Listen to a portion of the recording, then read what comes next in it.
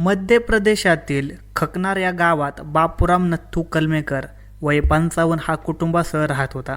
त्याच्या कुटुंबात एक मुलगा, 2 मुली होत्या. त्याचा मुलगा अजय आणि एक मुलगी विवाहित होती, तर एक मुलगी शिवानी अविवाहित होती. शेती आणि शेतमजुरीवर कुटुंबाची गुजराण करणारे कलमेकर कुटुंब होते. शिवानी 1 वर्षापूर्वी बहिणीच्या पतीसोबत पळून गेली. या प्रकाराने सगळेच हादरले. तिची मोठी बहीण माहेरी आली. लहान बहिणीने मोठ्या बहिणीचा संसार मोडला होता. 8 महिन्यांनी शिवानीला चूक समजली, मात्र समाजात झालेली बदनामी भरून निघणारी नसल्याने घरी आलेल्या शिवानीस बापूराम घरात घेण्यास तयार नव्हता. समाजाची जात पंचायत बसली. त्यात शिवानीला घरात घेण्यास बापूरामला सांगण्यात आले. मोठ्या मुलीस परत सासरी पाठवण्यात आलं. पंचांचा निर्णय सर्वांनी मान्य केला. शिवानीला बापाने घरात घेतली.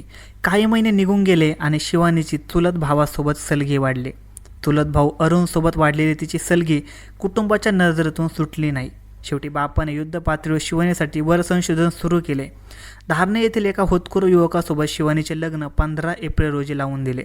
शिवानी सासरी नांदायला गेली खरी, पण 5-6 दिवसातच ती माहेरी खडकी येथे परत आली. 23 एप्रिल 2026 रोजी बापूरामाने जावयात खडकी येथे शिवानीला घेऊन जाण्यासाठी बोलावून घेतले. जावई खडकी येथे तिला घेण्यासाठी आला होता. सायंकाळी सर्वांचे जेवण आटोपले. डोंगराळ दुर्गम भागातील गाव असल्याने रात्री 9च्या आधीच बापूरामच्या कुटुंबासह सर्व गाव झोपी गेले. शिवानी घरात तर तिच्या पतीसह सर्व परिवार अंगणात झोपला. रात्री 12:30च्या दरम्यान कसला तरी आवाज असल्याने बापूरामला जाग आली. तो आवाजाच्या दिशेने जाऊन बघतो तर त्याची मुलगी शिवानी आणि पुतण्या अरुण दोघे बोलताना त्याला दिसले. नवरा अंगणात झोपलेला असताना मध्यरात्री शिवानी चुलत भावासोबत बोलत असल्याचे पाहून बापूराम भडकला. मोठ्या बहिणीच्या संसारात आग लावल्यावरही माफ करून घरात घेतले. लग्न लावून दिले तरीही शिवानीच्या स्वभावात बदल होत नसल्याची चीड त्याला आली. त्याने घरातील बांबूची काठी आणली आणि शिवानीच्या डोक्यात मारली. हा घाव वर्मी बसला. एका फटक्यात रक्ताच्या थारोळ्या शिवानी जमिनीवर पडली. ती रक्तबंबाळ होऊन तडफडत होती, तरीही बाप तिला लाथ्या बुक्क्याने तुडवत होता. अखेर ती थंडगार पडली तेव्हा तो भानावर आला. शिवानीची हालचाल होत नसल्याने बापूरामच्या लक्षात आले. शिवानी मृत झाल्याची खात्री झाली. तसा त्याने तिचा मृतदेह भिंतीला टेकून आडोशाला ठेवला आणि तो परत जाऊन झोपला. त्याने सकाळी जावयास सांगितले की शिवानी पळून गेली. हे ऐकून जावयाला संताप आला. तो रागारागाने तिथून निघून गेला.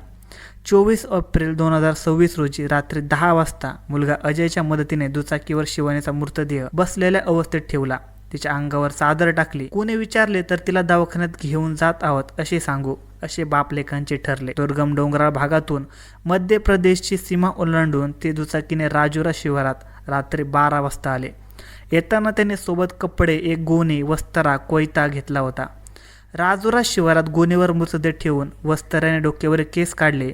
नंतर राक्षसी प्रवृत्तीच्या क्रूर बापाने कोयत्याने तिचे मुंडके धडावेगळे केले.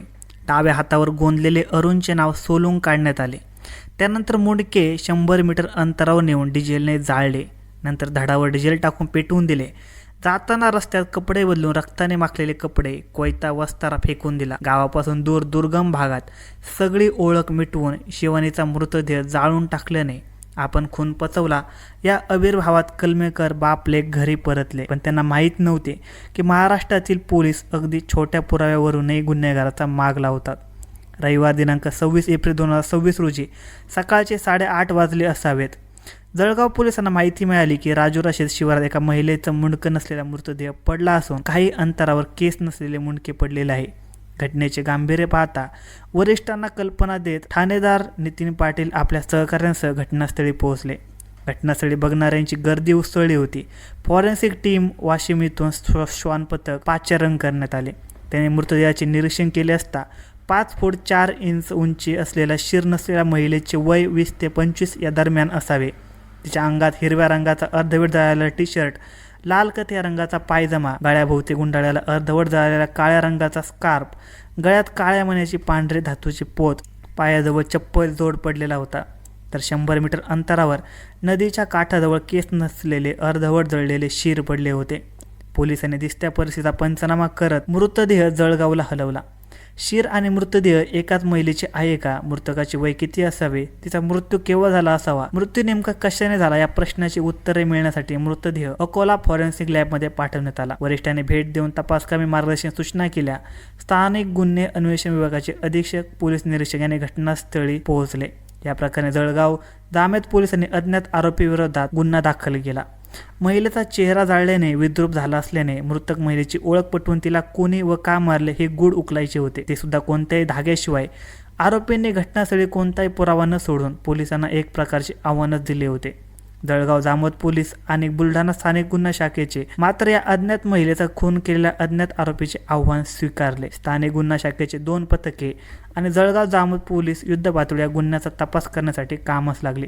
मृतक महिलेचा अर्धवट जळालेला फोटोसह मृतकाची उंची, कपड्यांचे वर्णन असलेली एक शोधपत्रिका काढून ती जिल्ह्यात व जिल्ह्याबाहेर प्रसारित करण्यात आली। जळगाव जामोदजनिक असलेल्या सर्व पोलीस स्टेशनच्या 20 ते 25 वयोगटातील 26 एप्रिल आधी बेपत्ता तरुणाची तक्रार शोधणे सुरू केले। मात्र पोलिसांना बेपत्ता असलेल्या तरुणी आणि अनोळखी मृतदेहाबाबत कुठलाही धागा मिळत नसल्यामुळे पोलीस उपनिरीक्षक पंकज सपकाळे यांच्या नेतृत्वाखाली पथकाने 26 एप्रिल नंतरचा बेपत्ता तरुणाचा डाटा सर्च केला असता 1 मे रोजी महाराष्ट्र व मध्य प्रदेश सीमेवर जळगाव जामोदपासून 60 किलोमीटर अंतरावरील खकनार पोलीस स्टेशनमध्ये खडकी येथील शिवानी कलमेकर वय 20 ही नवविवाहित तरुणी बेपत्ता असल्याची तक्रार दिसली। तक्रारीत असलेल्या बेपत्ता मुलीची उंची व बांधा मृतक महिलेसोबत जुळत होता, तर शिवानी 23 रोजी बेपत्ता झाली होती। पोलिसांना राजुरा शिवारात 26 एप्रिल रोजी मृतदेह दिसला, त्यात खडकी हे मध्य प्रदेशातील गाव घटनास्थळापासून दुचाकीने 40 किलोमीटर होते। त्यामुळे त्या बेपत्ता तरुणीची माहिती घेण्यासाठी स्थानिक गुन्हा शाखेचे पोलीस निरीक्षक घटनास्थळी पोहोचले। बापूराव कलमेकर आणि अजय कलमेकर या दोघा बापलेकाने शिवानी केव्हा बेपत्ता झाली, तिला बेपत्ता झाल्याचे पहिल्यांदा कुणास समजले असे प्रश्न विचारला। बेपत्ता शिवानीचा बाप म्हणाला, मी लघुशंकेसाठी उठलो तेव्हा शिवानी घरात नव्हती। तर भाऊ अजय म्हणाला, मी पाणी पिण्यासाठी उठलो तेव्हा घरात शिवानी नव्हती। दोघांच्याही बोलण्यात असलेली विसंगती पोलीस यांनी अचूक हेरली होती, पण अधिक न बोलता दोघांचेही जबाब ऐकून पोलीस त्यांच्या घरून निघाले। कलमेकरच्या घरून पोलीस निघाले, मात्र त्यांच्या गावातून नाही। पोलीस पथकाने गावातच मुक्काम केला, कारण या गावातूनच काहीतरी माहिती मिळेल असा विश्वास त्यांना होता।